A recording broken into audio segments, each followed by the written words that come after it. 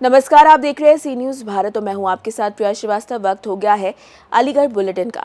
Aligarh bulletin में चर्चा करेंगे गिलास की जो पशु गणना को लेकर पशु चिकित्सा अधिकारी द्वारा प्रगणक और सुपरवाइजरों को दिया गया प्रशिक्षण और बताएंगे कैसे किसान यूनियन के पदाधिकारियों ने नगर निगम के नगर आयुक्त को ज्ञापन सौंपा और दिखाएंगे कैसे अवैध कॉलोनियों पर एडीए का बुलडोजर चला। ऐसी तमाम खबरों पर डालेंगे नजर इस अलीगढ़ की बुलेटिन में। खबर अलीगढ़ से, जो थाना महुआ खेड़ा में कार्यरत दरोगा सुरेंद्र सिंह पर भाजपा की प्रदेश स्तरीय नेत्री नीतू सिंह और उनके परिवार के द्वारा शीटर माफियाओं के साथ साठगांठ करके मुकदमे में फाइनल रिपोर्ट लगाने के आरोप लगाते हुए आईजी शलभ माथुर को लिखित शिकायत की गई। शिकायत में उनके द्वारा बताया गया कि दरोगा सुरेंद्र सिंह शीटर माफियाओं के साठगांठ करके मुकदमों में लगातार एआर लगाए जा रहे हैं, जबकि माफिया कोई और नहीं बल्कि तेजवीर सिंह गुड्डू और उनके गुर्गे हैं, जो कि नामी हिस्ट्री शीटर हैं और इस समय विधायक मलखान सिंह के मर्डर केस में जेल में बंद हैं। हालांकि तेजवीर सिंह गुड्डू जेल में बंद हैं, लेकिन उनके गुर्गे कोई न कोई घटना को अंजाम देते रहते हैं। उनके गुर्गों द्वारा ही दरोगा के साथ साठगांठ की गई और पंजीकृत मुकदमों में अंतिम रिपोर्ट लगा दी गई है। कहाँ पर आए हो और किस मामले को लेकर आए थे? डीआईजी ऑफिस आए अपनी, जो हमारे घर में चोरी डकैती पड़ी है और चोरी का नाम है लेकिन डकैती से कम नहीं हुई। 40-50 लाख का सामान गया है मेरे घर से, नगद, कैश, जेवर और बैटरी, इन्वर्टर, मशीन, पंखे, कूलर, बहुत एसी, बहुत सामान नहीं गया है। 2 लिस्ट बनाई हुई है। आईजी साहब से मुलाकात हुई है। क्या कह दिया उन्होंने कही है कार्रवाई करेंगे हम। मामला था क्या पूरा आखिर? पूरा ये है कि एफआईआर लगा दी है नरेंद्र चौकी इंचार्ज जो है इन्होंने। चौकी इंचार्ज क्या नाम है उनका? सुरेंद्र सिंह कुमार। उनके द्वारा उसमें एफआईआर लगा दी गई है। एफआईआर लगा दी, पहले भी लगा दी, माफियाओं के फेवर में बोली है वो सारी चीज़। घर पे आए तो इतनी गंदी नज़र से देख रहे थे। इन्होंने जो माफिया है ना, तेजवीर गुड्डू के नीचे चेले सब, रवि सिरोही और राम बाबू, इनों के द्वारा चोरी कराई। हाँ, करी है या करवाई है। और किसी को पता नहीं था कि हम कहाँ हैं। इन सबको को पता थी कि हम वहाँ हैं और जब कब आएंगे। तो क्या लग रहा है पुलिस इनके साथ मिलीभगत कर रही है? मिल रही है, जब तो नहीं कुछ किया। चोरी की दिखा रहे हैं कि चोरी नहीं हुई है मेरे घर को। चोरी हुई हमने तो 5 तारीख को देखे हैं, अपनी बेटी के बर्थडे में गए थे।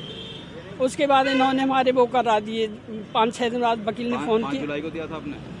5 जुलाई को पता चला है, 5 जुलाई को हम घर पे आए तब से आपने प्रार्थना पत्र दिया हुआ है? जब से दिया है 5 तारीख को। इन्होंने हमारी कोई एफआईआर लिखने को तैयार ही नहीं थे। वो चौकी इंचार्ज आए तो ऐसे देख रहे गंदी नज़र से जैसे कि हम बहुत बड़े क्रिमिनल हैं और सारा कुछ नहीं हुआ है घर में। हम सब झूठ बोल रहे हैं। 1.5 महीने से ज़्यादा हो गया, आज तक कोई कार्रवाई कुछ नहीं हुआ और एफआईआर लगा दी उसमें क्या वो राम बाबू और जी आप ही कुसुम चौधरी। क्या नाम है आपका? सर मेरा नाम विनोद चौधरी है। मैं गांव दारापुर का रहने वाला हूँ। यहाँ पर शिवनगर कॉलोनी के गेट पे मेरा ढाबा है छोटा सा, वहाँ पर ढाबा चलाता हूँ। ये जो विजय चौधरी के यहाँ जो घटना हुई थी उस टाइम में आप कहाँ पर थे और क्या देखा था आपने?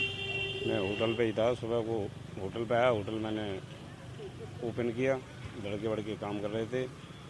उधर से 2 बंदे एक सिलेंडर लेके कट्टे में डाल के सिलेंडर लेके आ रहा था, जो कबाड़ी का सामान बीनते हैं, और एक बंदा पीतल तांबे का एक लोटा था, कुछ लोहे का सामान था उसमें, वो लेके जा रहा। तो मैंने एक कबाड़ी वाला और आया था कि भाई साहब इसकी मतलब कट्टे में कुछ है भारी सामान, इसे रोको जरा। तो मेरे को पता ही नहीं था, मैंने कि हाँ भाई रुकना जरा। तो इतने में वो थोड़ा आगे चल के कट्टे को छोड़ के भाग गया। दूसरा जो बच्चा था छोटा था, वो भी उस सामान को छोड़ के भाग गया। उसके पीछे मैंने भागा, काफ़ी आवाज़ करते करते मैं रोक भाई रोक। घटना के बाद में जब दरोगा जी या पुलिस वाले आए थे तो उन्होंने क्या कोई इन्वेस्टिगेशन की थी या नहीं, क्या रहा था? दरोगा जी आए थे और पुलिस वाले भी आए थे। तो वहाँ पे मतलब मैंने सामान ला के दिखाया, मैंने देखो दरोगा जी ये ऐसे ऐसे बरामद हुआ है। ये सारा कुछ जो विराट वाला है, विराट वाले के CCTV कैमरे लगे हुए हैं वहाँ पे, उसमें अगर चेक करोगे तो वो सारा कुछ मिल जाएगा उसमें। 1-1.5 CCTV चेक किए गए थे। अब ये पता नहीं मेरे को क्या करें कि नहीं करें। उनका बर्ताव कैसा था दरोगा जी का? बर्ताव ऐसे ही उल्टी सीधी बातें कर रहे थे वो लोग। क्या नाम था दरोगा जी का? दरोगा जी का नाम है सुरेंद्र कुमार है सर। हाँ, सुरेंद्र कुमार। अलीगढ़ से सी न्यूज संवाददाता संजीव शर्मा की रिपोर्ट। खबर अलीगढ़ के इगलास से, जहां पशु चिकित्सालय पर शुक्रवार को प्रगणक और सुपरवाइजरों को इगलास क्षेत्र की पशु गणना हेतु प्रशिक्षण दिया गया। इगलास पशु चिकित्सालय पर आयोजित पशु गणना प्रशिक्षण के मौके पर पशु चिकित्सा अधिकारी डॉक्टर सुमित बंसल द्वारा बताया गया कि 1 सितंबर से 31 दिसंबर तक इगलास क्षेत्र के समस्त गांवों के पशुओं की गणना का कार्य तेज गति से किया जाना है। उन्होंने प्रगणकों और सुपरवाइजरों को पशु संगणना ऐप पशुओं की नस्ल के बारे में जानकारी दी। सर, ये किस तरीके का कार्यक्रम चल रहा है अपने यहाँ? ये आज विकासखंड इगलास के जो पशुपालन विभाग है उसमें अब हमारा 1 सितंबर से राष्ट्रव्यापी भारत सरकार की तरफ से 21वीं पशु गणना शुरू होने वाली है। इसमें हमारे शहरी क्षेत्र और ग्रामीण क्षेत्र में सभी प्रकार के पशुओं की कुल पूरे देश में कितनी संख्या है, कितने लोगों के लिए है, कितने और कौन कौन से लोग पशुपालन करते हैं, इन सब जानकारियों को इकट्ठा करने के लिए पशु गणना होनी है 1 सितंबर से। उसके लिए आज दिनांक 30 तारीख को विकासखंड इगलास के जितने भर भी हमारे गणना करता है उनको पशु गणना से संबंधित ट्रेनिंग दी गई। कौन कौन लोग हैं, किस किस पद पे हैं जो गणना करेंगे पशुओं की?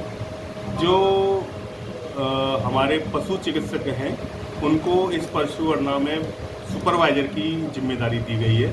इसके अलावा जो हमारा अन्य स्टाफ है, चाहे वो हमारे पशुधन प्रचार अधिकारी हैं, पैरावेट हैं, हमारे चतुर्थ श्रेणी कर्मचारी हैं, उन सबको यहाँ पर गणनाकर्ता का कार्य दिया गया है। जैसे इगलास ब्लॉक में अगर हम देखें तो हमारे यहाँ कुल 22 गणनाकर्ता हैं।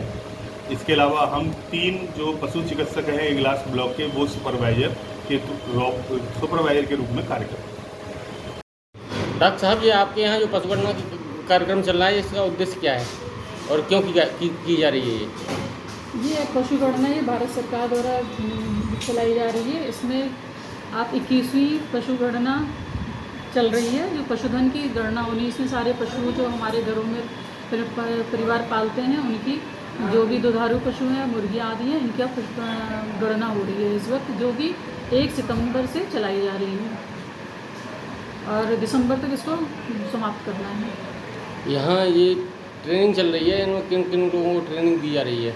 जी, इसमें जो है ट्रेनिंग जो भारत सरकार द्वारा जो हम लोगों को निर्देश दिए गए हैं उसके आधार पर जो पैरावेट्स हैं हमारे, जो भी वैक्सीनेटर हैं, जो भी हमारे मैत्री हैं और जो भी जिनके पास भी एंड्रॉयड फ़ोन हो, अपना साधन हो जिससे वो जा सकें और जो पढ़ा लिखा हो और मोबाइल का अच्छा ज्ञान रखता हो, उन सभी को ये मतलब गणना करने का निर्देश दिया गया है कि वो कर सकते हैं। तो इस आधार पर हमारे क्षेत्र के जितने भी पशु जो भी हमारे एआई वर्कर थे, मैत्री थे और पैरावेट्स आदि थे, इन सबको आज ट्रेनिंग के लिए बुलाया गया है। उनको सबको यहाँ से लखनऊ से हमारे डॉक्टर सुमित बंसल जो सतलौनी पशु चिकित्सालय पर पदस्थ हैं, उनको लखनऊ से ट्रेनिंग लेकर के कल आए हैं। वो आज उन्होंने यहाँ पर सभी को बुला करके ट्रेनिंग दे रहे हैं और सभी उससे लाभान्वित भी हो रहे हैं और सीख भी रहे हैं। आपका नाम क्या है? मेरा नाम डॉक्टर प्रभा कटिया है और मैं यहाँ उप मुख्य पशु चिकित्सा अधिकारी इगलास पर पदस्थ हूँ। ट्रेनिंग जो दी जा रही है किन डॉक्टर साहब के सानिध्य में दी जा रही है? जो ट्रेनिंग दी जा रही है वो किन डॉक्टर साहब के सानिध्य में दी जा रही है? ये डॉक्टर सुमित बंसल हैं हमारे पशु चिकित्सा अधिकारी सतलौनी पर। वो आज यहाँ पर सबको ट्रेनिंग दे रहे हैं और ये हमारे पशु चिकित्सालय इगलास पर जो मैं यहाँ पर पदस्थ हूँ, मेरे ही सानिध्य में चल रही है। अलीगढ़ से सी न्यूज़ संवाददाता संजीव शर्मा की रिपोर्ट। खबर अलीगढ़ से, जो जनपद के इगलास थाना क्षेत्र में नगर सहित आसपास के कस्बों में कुछ दुकानों को छोड़कर अधिकतर दुकानों पर पनीर के नाम पर पाउडर युक्त पनीर और मिलावटी खोआ बेचा जा रहा है। इगलास में एक दुकान ऐसी भी है जिसके पनीर को इंसान तो क्या किसी पालतू कुत्ते को खिलाया जाए तो वो भी सूंघ कर छोड़ देगा। खाद्य विभाग का इस ओर तनिक भी ध्यान नहीं जा रहा है। अलीगढ़ से सी न्यूज़ संवाददाता संजीव शर्मा की रिपोर्ट। खबर अलीगढ़ से, जहां विश्व हिंदू परिषद के 60 वर्ष पूर्ण होने पर 1 सितंबर को स्थापना दिवस के रूप में मनाया जाएगा। इस अवसर पर शहर में भव्य शोभा यात्रा विश्व हिंदू परिषद के द्वारा निकाली जाएगी। ये शोभा यात्रा वार्ष्णेय मंदिर से शुरू होकर शहर के विभिन्न मार्गों से होते हुए रामलीला मैदान पर आकर समाप्त होगी। इस शोभा यात्रा में विश्व हिंदू परिषद के राष्ट्रीय प्रवक्ता विनोद बंसल और किन्नर अखाड़े की महामंडलेश्वर कौशल गिरी माताजी सम्मिलित होंगी। विश्व हिंदू परिषद के पदाधिकारी मुकेश राजपूत ने बताया कि शोभा यात्रा को सफल बनाने के लिए विश्व हिंदू परिषद की ओर से विशेष व्यवस्थाएं की गई हैं। कुछ पूछो भी आप, हम तो बहुत देर से बोल ही रहे। तो जो आप जानना चाहते हैं थोड़ा उस पर पक्ष में बोलेंगे। सर, स्थापना दिवस हर बार मनाया जाता है, लेकिन इस बार क्या नया जी क्या कहना चाहिए, किस बार क्या नया रहेगा? देखिए, किसी भी संगठन की हो या किसी भी कार्य क्षेत्र के स्थापना दिवस तो प्रतिवर्ष मनाया ही जाता है। आपने पूछा क्या नया करने जा रहे हैं। नया तो आपको उस दिन देखने को मिलेगा ही मिलेगा।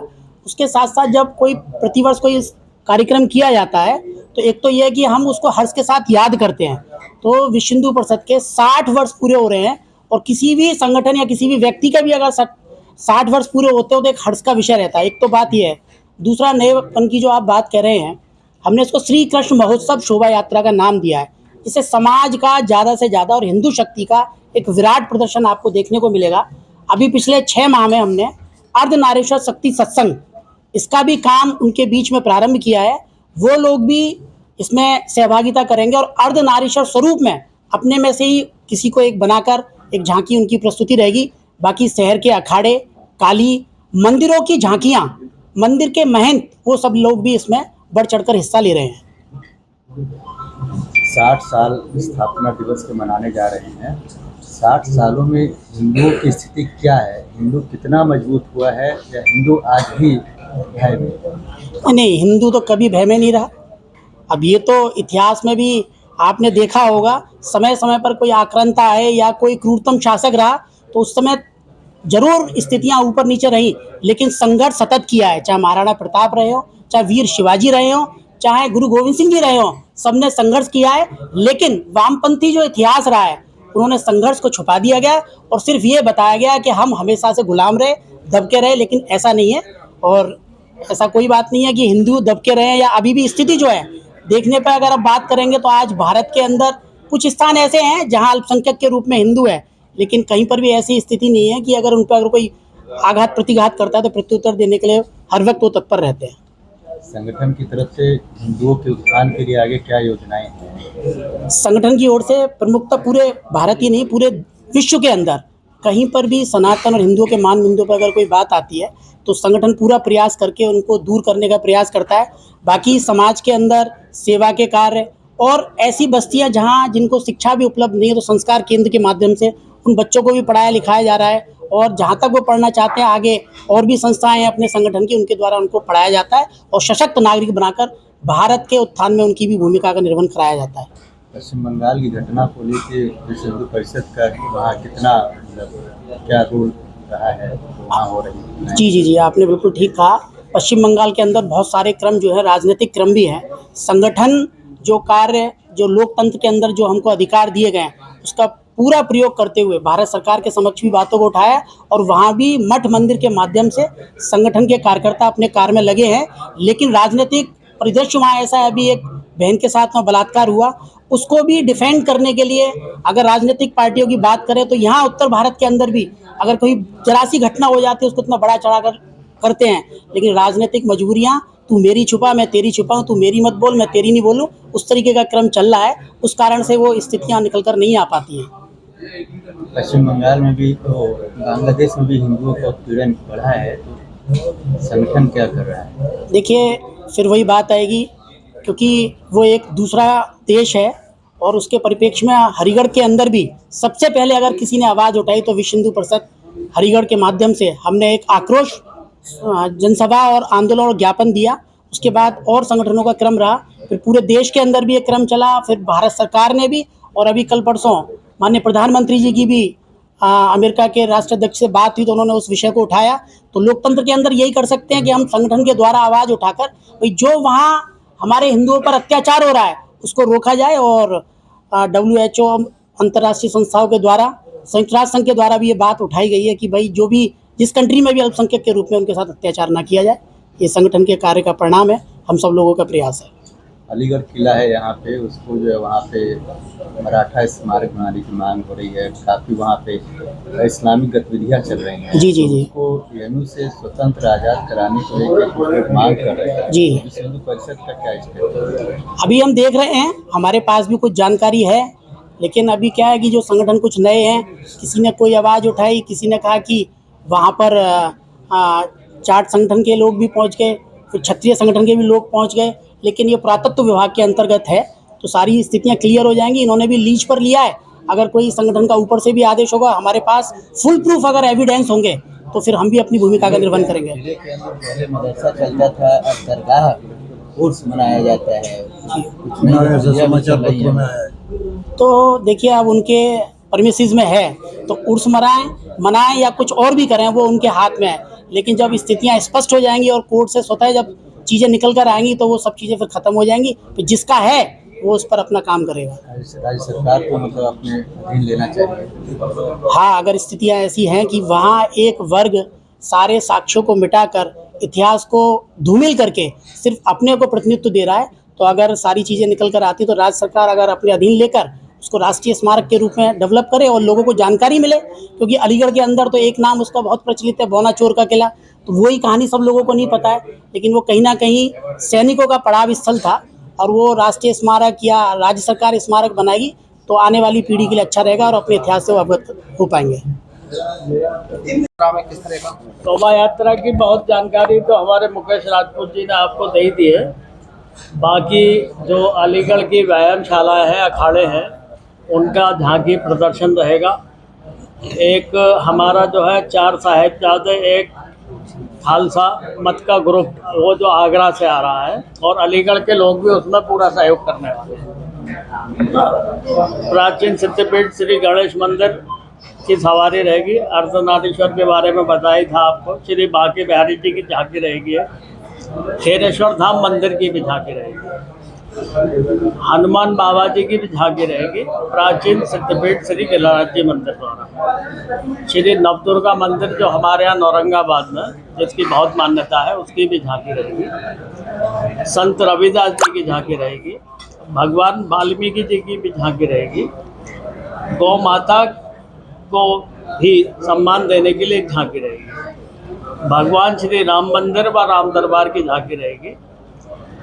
और ये प्रयास है कि इन सब झांकियों के अतिरिक्त भी आम जनमानस की सहभागिता इस कार्यक्रम में हिंदू समाज की हिंदू चेतना के लिए सम्मिलित हो, सभी अधिक से अधिक कहाँ से कहाँ तक समरसता के। इसका रूट श्री वार्ष्णेय महाविद्यालय क्रीड़ा स्थल से प्रारंभ होकर मदार गेट चौराहे से फूल चौराहे से अब्दुल करीम चौराहा होते हुए भारद्वारी से पत्थर बाजार होते हुए मीरीमल की प्याऊ, और वहाँ से कंपनी बाग होते हुए फिर बस स्टैंड वाले चौराहे से सीधे रामलीला मैदान पर समापन होगा। हाँ, रामलीला मैदान पर अग्नि क्रीड़ा का भी प्रदर्शन किया जाएगा, जैसे आतिशबाजी बोलते हैं आम भाषा में। और स्थान स्थान पर शहर के गणमान्य लोगों द्वारा, विभिन्न संगठनों के द्वारा शोभा यात्रा के स्वागत की भी व्यवस्था की गई है। अलीगढ़ से सी न्यूज संवाददाता संजीव शर्मा की रिपोर्ट। खबर अलीगढ़ से, जहां बेरोजगार मजदूर किसान यूनियन के पदाधिकारियों ने नगर निगम पर प्रदर्शन कर नगर आयुक्त को ज्ञापन सौंपा है। बेरोजगार मजदूर किसान यूनियन के पदाधिकारियों ने बेगमबाग, श्रीनगर, राजीव नगर वार्ड नंबर 53 में 2 गलियों के निर्माण की बात की और देवी नगला वार्ड नंबर 41 में गलियों के निर्माण की मांग की, जिसे जल्द पूरा नहीं कराया गया तो नगर निगम का घेराव करने की चेतावनी भी दी गई है। अगर बाई दिवस हमारी समस्या समाधान नहीं हुआ तो आप क्या करेंगे? अगर हमारी समस्याओं का समाधान नहीं हुआ तो ये तो अभी छोटे स्तर पर प्रदर्शन हो रहा है, फिर हम बड़े स्तर पर प्रदर्शन करेंगे और नगर निगम की जो गेट है उसकी तालाबंदी करके। क्या नाम है आपका? मैं भारती, जो कि महासचिव हूँ बेरोजगार मजदूर किसान यूनियन। अलीगढ़ से सी न्यूज संवाददाता संजीव शर्मा की रिपोर्ट। खबर अलीगढ़ से, जो अवैध कॉलोनियों पर एडीए का बुलडोजर चला। बता रहे लोधा खैर क्षेत्र में अवैध कॉलोनियों पर बुलडोजर चला। बिना मानचित्र पास कराए गई अवैध कॉलोनियां बनाई जा रही थी। पूर्व में कॉलोनी संचालकों को नोटिस जारी कर जवाब मांगा गया था। नोटिस का जवाब नहीं देने पर ध्वस्तीकरण की कार्यवाही की गई। अलीगढ़ अवैध कॉलोनियों में बनाए गए भवन जमींदोज किए गए। अधिशासी अभियंता राकेश कुमार ने बताया कि काफी बार नोटिस दिया गया, जवाब न मिलने पर ये कार्यवाही की गई है। सर, आज क्या नाम है आपका? राकेश कुमार सिंह, अतासी अभियंता हूँ। अवैध कॉलोनी पर तो अवैध कॉलोनी पे इनकी नोटिस दी गई थी, कई नोटिस दी गई, ये आए नहीं, फिर डिमालिशन ऑर्डर हुआ, फिर भी नहीं आए, तो आज इस पर डिमालिशन की प्रक्रिया कौन सी कॉलोनी है और कहाँ पर है? ये कॉलोनी वही मैं कह रहा हूँ, एग्जैक्ट जगह मैं तो मुझे पता नहीं है, आप तो फाइल ले गए, ये जगह आपको मालूम होगी, नहीं तो जी साहब को बुलाइए, एग्जैक्ट जगह मैं बता दूंगा। तो सर ठीक है ना, तो इस पर कॉलोनियों को खैर में चिन्हित किया गया। अब खैर की कॉलोनियाँ जो चिन्हीकरण ऑफिस से पता चलेगा, क्योंकि मुझे स्पेशल ऑन ड्यूटी लगाया गया है OSD के रूप में आज के डिमालिशन के लिए। तो सर खैर में अवैध कॉलोनियाँ तो और भी बहुत सारी बनी हुई हैं। हाँ, बहुत सी सब लिस्टेड हैं, सब पर कार्रवाई होगी। सर कोई अप्रूवल कॉलोनी भी है आपकी निगाह में? खैर में कोई अप्रूवल कॉलोनी है? अप्रूव के बारे में भी मैं बता नहीं पाऊंगा, क्योंकि मैं नया आदमी हूँ, उसके बारे में भी ऑफिशियल अपना नंबर ले लीजिए। कई कॉलोनियाँ कई वर्षों से बनी हुई है, उन पर अभी तक कोई कार्रवाई नहीं हुआ है आज तक, और इस तरीके से जो कुछ कॉलोनियों पर ही कार्रवाई हो रही है, इसका क्या कारण है? असल में पुरानी कॉलोनियाँ हैं, उसमें कुछ तो नीतिगत उसमें है कि उनको अगर सारे नॉर्म्स को पूरी करती हैं तो रिवाइज कर दिया जाए। जहाँ बसावट हो गई है, जहाँ बसावट नहीं हुई है, उनको हम लोग तोड़ते हैं, उनको तोड़ते नियमानुसार तोड़ते हैं हम लोग, और नई कॉलोनी न कटे इस पर ज़्यादा जोर रहता है। पुरानी कट गई है। आपकी पत्रावली में खैर में अवैध कॉलोनियाँ और भी बहुत सारी होंगी? बिल्कुल होंगी। तो आपको उनके बारे में कोई आपके संज्ञान में नहीं है? मेरे संज्ञान में नहीं है, मैं ऑफिस से रिकॉर्ड देख करके ही बता पाऊंगा आपको। ये सर आज 3 कॉलोनियों को तोड़ने का था, और तीनों को यही साहब बताएंगे हमारे। अलीगढ़ से सी न्यूज़ संवाददाता संजीव शर्मा की रिपोर्ट। खबर अलीगढ़ से, जहां एक और योगी सरकार में अवैध कब्जे करने वाले भूमाफियाओं पर ताबड़तोड़ कमर तोड़ने वाली कार्यवाही लगातार की जा रही है। वहीं दूसरी ओर दबंग प्रवृत्ति के लोग कुछ कथित सत्ताधारियों के साथ सरकारी जगह पर अवैध कब्जे और निर्माण कर रहे हैं, तो ये कब्जा करने के लिए आस्था का सहारा लिया जा रहा है। हम आज आए थे कि हमारा जो प्लॉट है जलालपुर दहली गेट थाने के अंतर्गत जो आता है, उसमें हमारे प्लॉट के पीछे की तरफ जो रास्ता है वो केदारी लाल माहौर और उनके कुछ साथियों ने कब्जा कर रखा है, और उस कब्जे में उन्होंने पीछे के रास्ते की तरफ जो मैंने चबूतरा बनवाया था, वहाँ उन्होंने हनुमान जी की मूर्ति स्थापित कर दी है, और रातों रात में उन्होंने उस मूर्ति को इस तरह स्थापित किया गया है ताकि नगर प्रशासन को कि ये असली है, लेकिन वो अवैध तरीके से उन्होंने स्थापित किया। मूर्ति वगैरह जो किया, क्या किसी आपकी मर्जी से किया गया? नहीं, ये रातों रात में स्थापित कर दी है। तो वो सार्वजनिक रास्ता है जिस पर स्थापित की गई, कैसे रास्ता है वो? नहीं, वो सर वो जो रास्ता है बिल्कुल मेरे जो प्लॉट है उसके जो चबूतरा बना है, वो चबूतरे के ऊपर उन्होंने स्थापित किया। उसी के एवज में हम प्रार्थना करके देने आए थे। हमारा गेट बिल्कुल बंद हुआ है। तो करीब कितने लोगों के मकान आते हैं उस रकबे में जहाँ आपका मकान है? उस रकबे में लगभग दोनों तरफ मिला के लगभग 7 या 8 मकान आते हैं, और जो जिसने जो मूर्ति रखी है उनका प्लॉट और मेरा प्लॉट एक ही 474 नामक खेत में दर्ज है। और भी कहीं शिकायत की आपने? हाँ, उसकी मैंने पहले नगर निगम में की थी, अब आज सिटी मजिस्ट्रेट और ADA सर के द्वारा जो उसमें अप्रूवल भी दिया गया है कि वो सार्वजनिक रास्ता है। सिटी मजिस्ट्रेट साहब के यहाँ से क्या आश्वासन मिला? सिटी मजिस्ट्रेट सर ने दहली गेट SO सर को फ़ोन कर दिया है कि जाइए जाके उसकी जाँच करिए और रास्ते को खुलवाइए। क्या नाम है आपका? मेरा नाम धर्मेंद्र कुमार है। आगे रहने वाले? जी, मैं जलालपुर मलिक चौक का रहने वाला हूँ। अलीगढ़ से सी न्यूज़ संवाददाता संजीव शर्मा की रिपोर्ट। खबर अलीगढ़ से, जहां जनपद के एक परिवार ने अपने ही घर के सदस्यों को खतरा बताया। भाई के बेटों से अपने बच्चों की जान को खतरा बताया। जी हां, भाई के बेटे पर अपने बच्चों के ऊपर हमले का आरोप लगाया। कुल्हाड़ी लेकर घर से निकलता हुआ आरोपी CCTV कैमरे में कैद हुआ। पीड़ित परिवार ने थाने पहुंचकर लिखित में शिकायत दी है। क्या नाम है आपका? पिताजी का?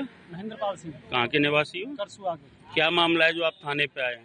श्रीमान जी, फरवरी से मेरे भतीजे ही हैं, भाई साहब के लड़के हैं, नशा करते हैं, गांजा अथरा इसमें उल्टा सीधा, और फरवरी से जान से मारने की धमकी, घर पर चढ़ाते हैं, खट्टा तमंचा लेके गोली चला दिया 1-2 बार तो, और मंचा जब मारवे की, जान से मारवे की धमकी, कहीं काम पर जामे वहाँ नहीं, पीछे भागा था लट्ठ तमंचा लेके। आज बच्चा स्कूल जा रहा था, आज उसके पीछे भी लकड़ी काटने वाला था लेके पीछे भागा है। पुलिस क्या कह रही है? पुलिस का आती है, तुम झूठ बोलते हो, कुछ कोई ऐसा कुछ तुम्हें दिखाई दे रही है कट्टा तमंचा और किसी को नहीं दिखाई दे रहे। पुलिस हमेशा ये कह के भगा देती है। तो आपको यहाँ से न्याय की उम्मीद है? कोशिश तो कर रहे हैं साहब, लेकिन लग नहीं रहा कि न्याय मिल जाएगा। पहले भी आप एक तहरीर दे चुके हो? पहले भी दे चुके हैं, पहले एसएसपी साहब के यहाँ और डीआईजी साहब के यहाँ एप्लीकेशन भिजवा चुके हैं, जिसकी रसीद हमारे पास है, लेकिन कहीं से कोई कार्रवाई नहीं हुई। तो आप और अधिकारी हैं, उनसे मिलो आप आगे जाके। बिल्कुल आगे जाकर मिलेंगे साहब, क्या करें, यहाँ कोई सुनवाई नहीं करेगा। अलीगढ़ सुनवाई नहीं हुई, अब आगे भी जाएंगे। सीओ साहब के यहाँ भी बयान दे के आया हूँ साहब, सीओ साहब के यहाँ भी एक बार 2 शिकायत करी है, लेकिन वहाँ से भी कोई कार्रवाई नहीं हुई। अलीगढ़ से सी न्यूज संवाददाता संजीव शर्मा की रिपोर्ट। खबर अलीगढ़ से, जहां जनपद के थाना अकराबाद क्षेत्र में मामूली बात पर छात्रों के 2 गुटों में संघर्ष हो गया। छात्र घायल हो गए। छात्रों के एक गुट ने बाहरी युवक को बुलाकर डंडा लोहे से जमकर मारपीट की। घायल छात्र ने विद्यालय के एक अध्यापक पर पक्षपात करने के आरोप भी लगाए हैं। तुम्हारा कहाँ के रहने वाले हो? अकराबाद के। अच्छा, कहाँ पढ़ते हो, कौन से स्कूल में पढ़ते हो? क्या मामला हुआ, ये चोट कैसे लगी है? अरुण साहब ने पिटवाए हैं। किन से?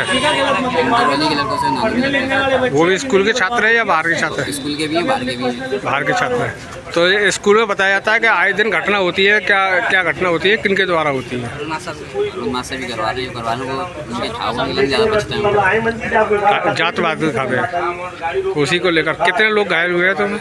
मैं और एक और 2 जन। क्या नाम है उसका? हाँ, वो पल्लन के तो कई लड़का है, उन्हें डंडा वंडा सभी उन पर कड़ा पड़ा,